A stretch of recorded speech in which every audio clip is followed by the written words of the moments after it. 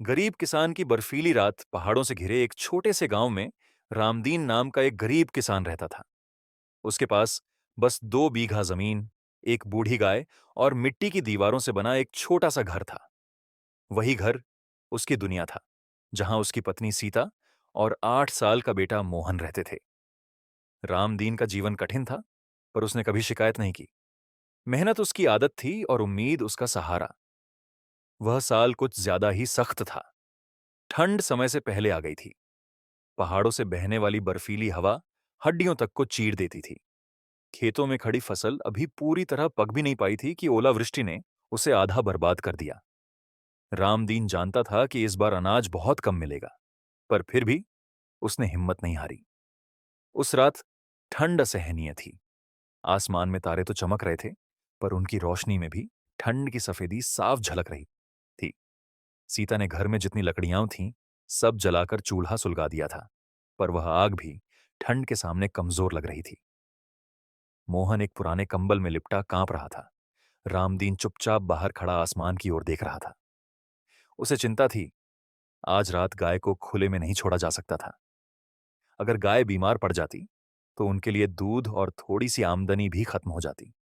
उसने अपनी फटी हुई शॉल कसकर लपेटी और गौशाला की ओर चल पड़ा। गौशाला बस 4 लकड़ियों और टीन की चादर से बनी थी। बर्फ के छोटे छोटे टुकड़े हवा के साथ उड़ते हुए उसके चेहरे से टकरा रहे थे। गाय ठंड से बेचैन होकर बार बार हिल रही थी। रामदीन ने उसे प्यार से सहलाया और अपने ही शरीर से उसे ढकने की कोशिश की। थोड़ी देर और सहले, गौ माता, उसने धीमी आवाज में कहा। सुबह जरूर होगी। वह वहीं जमीन पर बैठ गया।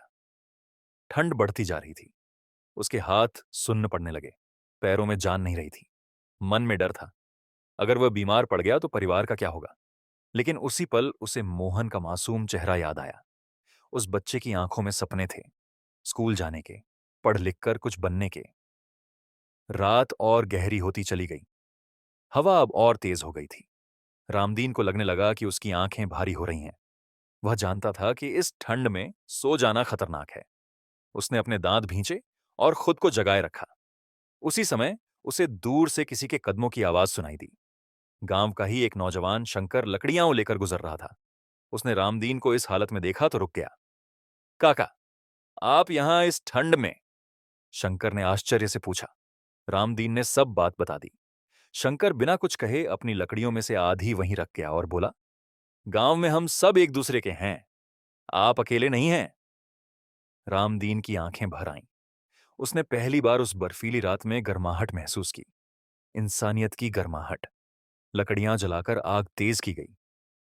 गाय भी अब कुछ शांत लग रही थी। थोड़ी देर बाद पूर्व दिशा में हल्की सी लालिमा दिखाई देने लगी। रात की काली चादर धीरे धीरे हटने लगी थी। सुबह होने वाली थी। सूरज की पहली किरण जब बर्फ पर पड़ी, तो वह चमक उठी। रामदीन थका हुआ था, पर उसके चेहरे पर सुकून था। वह जानता था कि संघर्ष अभी खत्म नहीं हुआ है, पर यह भी जान गया था कि जब तक उम्मीद और इंसानियत साथ हैं, तब तक कोई भी बर्फीली रात हमेशा नहीं रहती। वह घर लौटा। मोहन और सीता उसे देखकर मुस्कुरा उठे।